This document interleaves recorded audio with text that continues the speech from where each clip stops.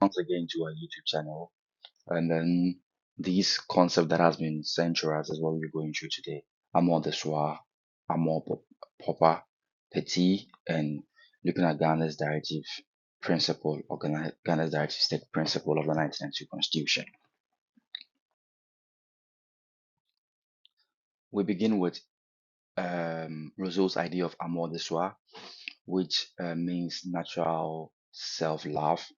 This is basically how humans behave in the state of nature before society, law, and or property existed. Amour de soi in itself, as I said, is basically self-preservation, the instance to survive, which is about taking care of yourself, finding food, shelter, safety. It, it is not about selfishness. It's not about greed in that bad sense, no, but a natural instinct. That is what it means. So basic survival, natural instincts of the human being. When you see the second point in the slide, it says peaceful. Peaceful in the sense that because it is balanced by pitié, which is or compassion. Rousseau said natural humans do not wish to harm others unnecessarily. We want to survive. So we also just feel pity for others. We also feel that sense of compassion for others. And we'll go into pity in the self and you understand what I'm referring to. The independence that has also been highlighted over here is just showing that in this state, humans exist without what comparing themselves to others. There is no competition. There is no jealousy. There is no greed. There is no race to be better than what someone. It's just what basic instincts of survival. And then if you having to think about, let's just do those practical examples in our head. Think of more like a farmer who grows mainly to feed his family. He is not competing with what others. He's just wanting to survive. He's just trying to provide basic food for what for his family, shelter for his family. So this is more like what the amour de soi we're talking about. When you eat because you are hungry, not because you want to impress others with your fancy food. That is what we are referring to. So imagine in an African or Ghanaian village, mm, even before colonization. Imagine that particular settings where people gather food, they hunt, or farm for basic survival. They weren't obsessed with what showing off who has more yam, who has more vegetables, who have more pepper. No, it's just about survival was enough for them. So Amour de Soi is important because it shows that in the state of nature, humans were peaceful and self-worth sufficient. But things just changed when what properties and compassion appeared, leading to that amour proper, which we'll talk about, which is inequality, and then eventually the need for what a social what contract. So you see a picture on the right hand side with a woman just farming. This is just showing her survival instincts. She's just trying to survive by farming for food. You see a man harvesting his yam or potato, what representing self what preservation. Basically just want to provide for his family and himself. And that is all. You can just pause for just a second and ponder and ask yourself, can you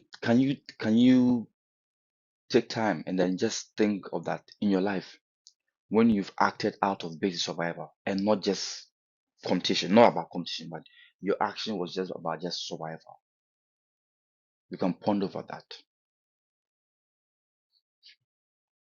Petit, petit. So after we've gone through the amour de soi, Rousseau introduced another natural human instinct called pitié or compassion. Then this is what balance self-love and prevent human from becoming cruel in the state of nature. So the natural instincts, which is the empathy you're talking about. So pity is a natural form of what empathy. It is our ability to feel the suffering of others, even before what law or religion or humans had what compassion built in them already. That's what he's also is saying. That human beings naturally had what compassion built into them, which I know definitely you're going to agree because the examples would dawn on you and you actually remember that that is true. And then our second point that says prevent harming others unnecessary. Because of pity, natural humans avoid harming others unless it was absolute necessary. So it makes life what in the state of nature less violent than what Hobbes imagined or Hobbes says.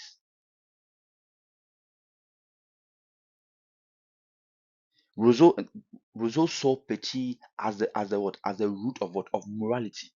The law and rules came later, but compassion was already guiding human behavior in the mind or in the argument of what of Rousseau.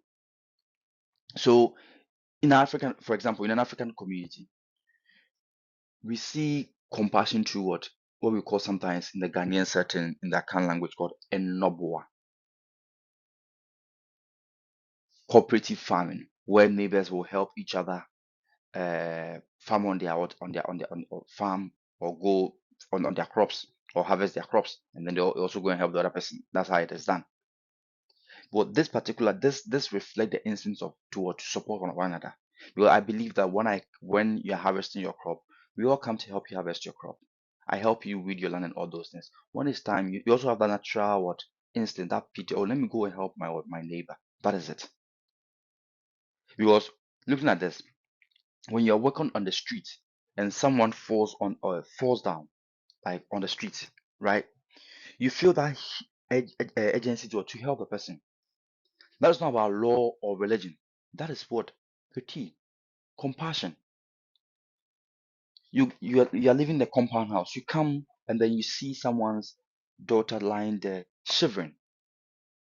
Your pity, your compassion sets in, and you want to carry the person to an hospital even before the mother or the parent actually what come. The same way after a flood or drought, people donate food, clothes, or money to what to strangers. This is compassion at what at work. So when you realize in Ghana, when the Volta River Authority opened up their dam because it was overflowed and some people are affected with the flood, you realize that people were going to their needs, selling basic stuff. That is pity, compassion. That is what Rousseau is talking about. So for Rousseau, pity shows that humans are not naturally evil. We are capable of what? Empathy. The social contract that should build on this what natural what compassion to create a just society. So when you look at my picture, you see an image of what villagers sharing what food. This is the real what reflection of what of Petit. And then you see a logo of what we call a Nobwa, which is in Ghana, capturing the spirit of what of compassion, working together for what for survival.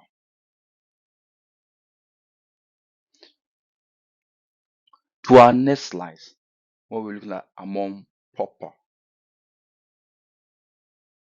We have now gone through or we have now discussed Amour De Soi, which is natural self-love, and then we've discussed Petit, which is compassion. Now, Rousseau wants us to what? Wants us about a type of self-love that emerge only after property and society what are created. He called it amour propre.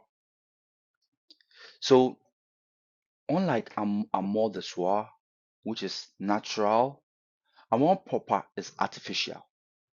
Rousseau argues it's artificial. It only appears once people start owning properties and living in organized society.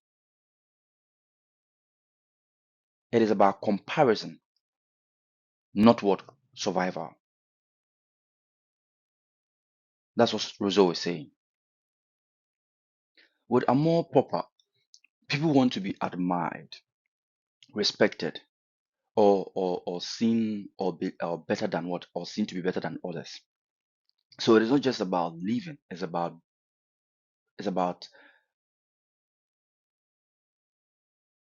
it's being about others. That's how it is. More like being a center of attraction. That's what Amour Propre in that sense. So it leads to envy, competition, and inequality because it creates jealousy, it creates rivalry, and then what inequality because everyone is competing for what for recognition. For example, let's think about this. Think about Instagram. Think about TikTok. Think about Twitter. People feel good when they get likes, followers, or viewers. So people may do just practically maybe on TikTok do practically some things that may not necessarily even be more better off, but just because they want what we call likes, or they want what followers or following. Because if someone gets more envy and then competition appears and people's like, no, he has more followers, I also have to get more followers than him. So that is a thing. So that is a more proper in action. Because in politics or business, people sometimes want wealth, not just to survive, but to show what status, their big cars, their mansion, expensive clothes. So you find people flaunting all these out because they want people to recognize them that they are rich, they have money, they have mansions. So sometimes people may even take a video of their entire estate, their fleet of cars to post them and all those things. It's about recognition, not basic needs. That is what Rousseau is talking about. An example, maybe in a school setting, would be having two students where both pass an exam. Even though both have passed an exams, one is happy with the pass, but the other is only what happy if their scores or he or she scored higher than what their friends. That is Amour Propre. So over here, linking that to social contract, realize that Rousseau says that Amour Propre is dangerous because it corrupts equality and freedom. Because society begins to reward pride, begins to reward the privileged, and then what? And the domination. So the social contract should limit this by what? Making laws that serve the general will, not what individual what vanity. So pointing to my pictures that you see a social media what image. This is how recognition drives what modern lives. So on my left side, you see likes over there. You see likes 1K, 20, 10K, 20, like you get it. Then at the top side, you see people smiling because they've received likes. There's laughter, those kind of, and beneath you see money on a table. Shoulders are more what proper, creating inequality and what power what struggle.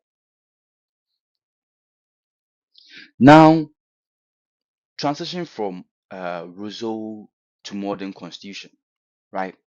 So the key question is: if a more proper creates inequality, how does society ensure fairness, and justice? So Rousseau argues that amour propre, which is the desire for recognition, status, supremacy, as I said, is what drives inequality. So once property and then competition enter society, after it's established, people start comparing themselves with others. So you ask yourself, do you still see this in our society? Or do you see this today?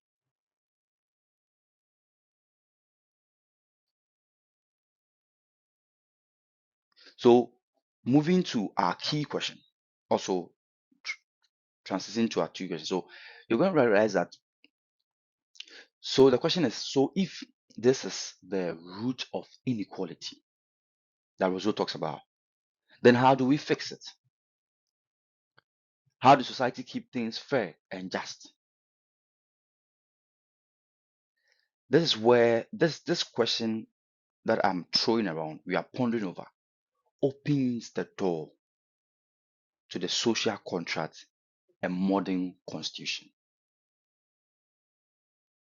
So, for example, in Ghana, without the 1992 constitution, politics could easily be what dominated by what wealth and privilege. So the constitution sets what the rules to what to balance fairness.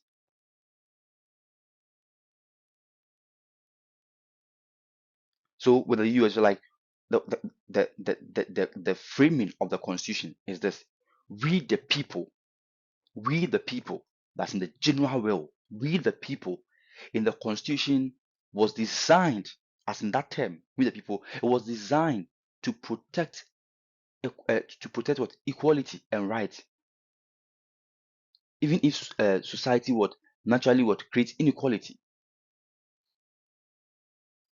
And I said the answer to the questions that we pondered is through social contract and what constitutional what principles.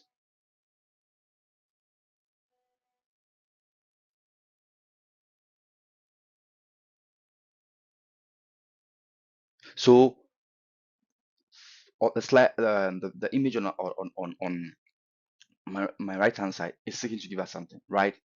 We've done Amour De Soi, which is more like from Amour De Soi, we say there's Pitié, there's compassion, right? Then you realize that property came in, which led to what? Amour Propre. So Amour De Soi, human beings' natural instincts to survive. And then because we have that pity, compassion in us, right? Everything was right. Then when property came in, then we moved toward Amour Propre. And because property came in and people are looking for self gratification and then are following lives and competition and all those things, then the social contract comes in as a solution. So the social contract and the constitutional what principles.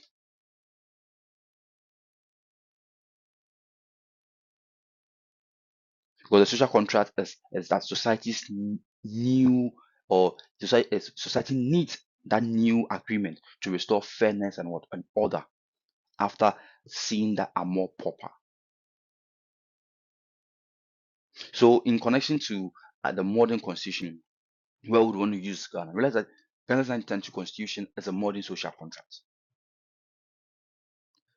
So looking at Locke's idea of government protects life, liberty, property, and Rousseau's idea of general will ensures common good, both informs what modern document. So without rules, laws, or institution, Amour Propre rules wild. With rules, society channels ambition into fairness.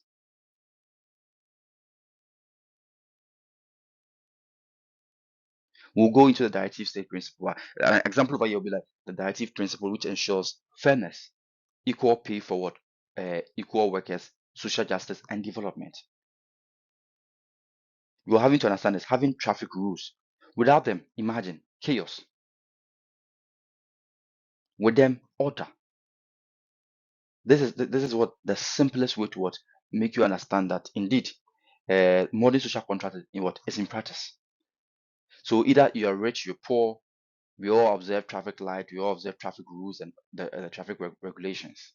Yeah, because the social contract we've all agreed to makes sure of that. So we're looking at the directive principle of state policy, Ghana's 1992 constitution, and then what I want you to understand that the directive principles are like a roadmap for Ghana's government, right? They guide how the leaders should govern, but they are not the same as enforceable rights. When I say enforceable rights, for example, fundamental human rights, which is in chapter 5 of the 1992 Constitution. If your rights are violated, for example, freedom of speech, you can go to court to seek redress. But the directive principle of the state, which chapter states,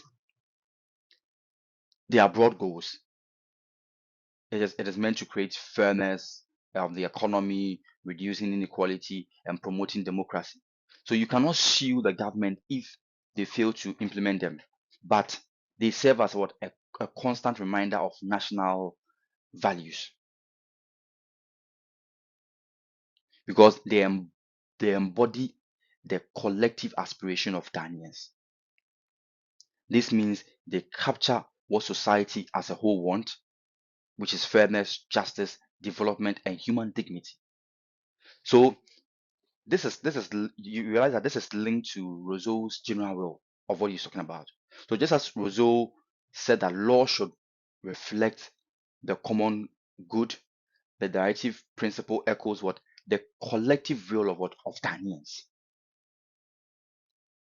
So looking at Article 36 of the Constitution, the state must ensure equal pay for equal work. Because even though like it's not directly enforceable in court, it shapes what labor policy. So you realize that maybe on government payroll, people within a certain level, if you have masters of this, you're all taking this amount of pay and that status and that is it. It is driven by the directive directive state principle, which has to ensure what equal pay, environmental sustainability. The state is obliged to protect natural resources for future generations. So this is what influence what laws on mining, forestry, and water management. So we realized at a point in time, you realize that Ghanaians were also putting pressure on government that no, we have to delve and deal with issues of what Galam say, illegal mining. Because out of the spirit of the Heritage State principle, it actually is that we are supposed to also protect our environment. So the directive principle also what pushes for what free and compulsory basic education, which shapes Ghanaians what this is part of what Ghana's free education. So you realize that at a point in time when the MPP government, which is the New Patriotic Party in Ghana, wanted to implement it, was about implementing the free education within 2017. A lot of people were saying that oh, it's not a new idea, it's something that has been enshrined in our constitution already, and all those kind of stuff. So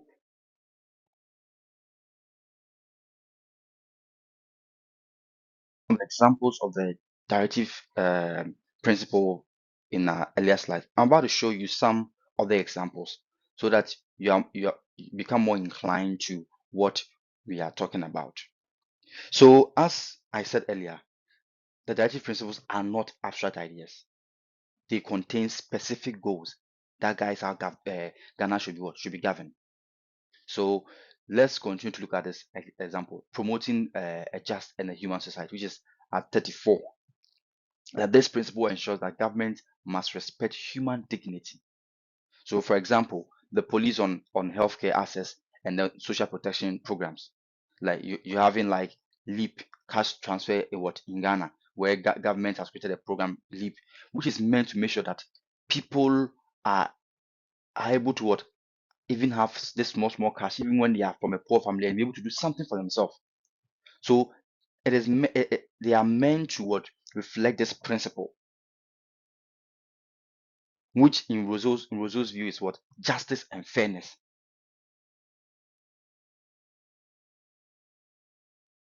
which is expressed as what as the general what will or the expansion of what of the general will, because we are supposed to make sure that we promote a just and fair a humane society, that we are not wait to see other people very poor or other people no, we are supposed to also make things on a fair ground, help people who are very poor to be able to also what have a decent life.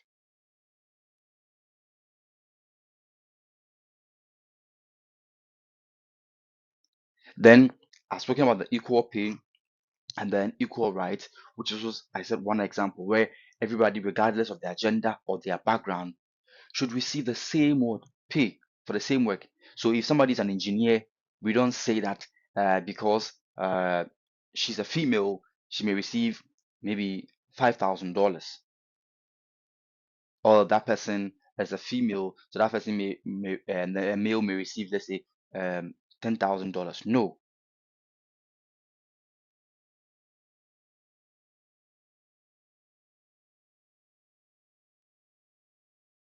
because if you have two teachers with the same qualification who work in Accra or in Tamale, they should receive the equal pay. If two teachers, one is working in Accra, one is working in Tamale, they should all receive the same pay with the same qualification. Because in relation to Locke, we realize that Locke emphasized fairness in labor and the right to enjoy what? The fruit of one's labor. And then another one too is what? Free and compulsory what? Basic what? Education. Which is education is recognized as a right, not a privilege. Because that's why you realize that within Ghana's, even from 1957, where Dr. Kwame Nkrumah at the point made basic school and certain level of the education in the northern part of the country free. All these were part of that idea where the country at the point also allows for what basic education was free. We had free education at the basic level before we were actually moving towards secondary education. This is it. It is based on what? On the direct reflection of what? The Directive for principle. So without education, inequality grows, which we all agree on. So you realize that Rousseau believes that education is central to what? To forming free and equal what? Citizenship or society. Because if some are educated and others are not educated, there's a problem. You end up having those who are not educated will end up having more growing what? Inequality. That's not what you want, because the general rule should be what is good for all of us. And then the last one was advanced democracy and development. So you have the government, or you have Ghana committed to building what? Democratic what? Institution, ensuring what? Sustainable development. So you have, for example, we organize regular election and strengthen of our parliament to what? To represent the people.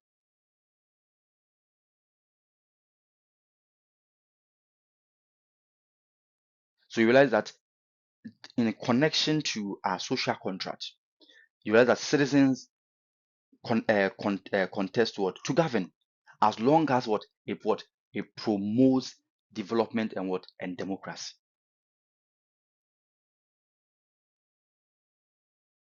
All this, linking it back to Rousseau. Rousseau showed us two sides of human nature. On one side, when humans live with amour de soi, which is self-preservation, and pitié, compassion, there is harmony.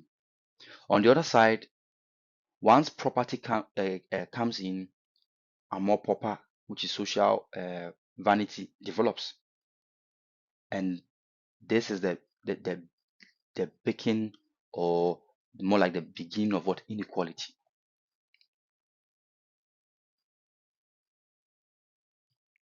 So because property, as I've indicated here, are more proper with inequality. So property uh introduce comparison.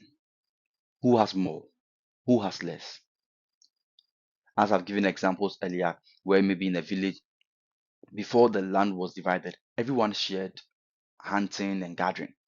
But once land title was introduced, some family owned larger farms whilst other owns what? None. In Rousseau's view, that is what transition what transition what corrupt equality equality, because this is when we are transiting, and then we have corrupted equality when that came in, land titles and all those things. So as I've said, all that I've said, realize that to Rousseau, the social contract, which is the general rule, is that to Rousseau answers was not to abolish society. Rousseau's aim was not to abolish society, but to create a new form of agreement, the social contract, where laws reflect the general will.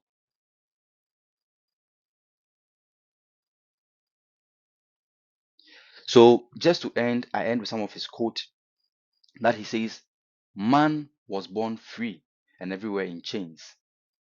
He means freedom is lost unless people collectively govern themselves through just laws. Just as Rousseau proposed the general will, Ghana's 1992 constitution reflects the people's collective decision to govern themselves under democracy. So the directive principle of the state echoes Rousseau's aim to what reduce inequality and promote what fairness.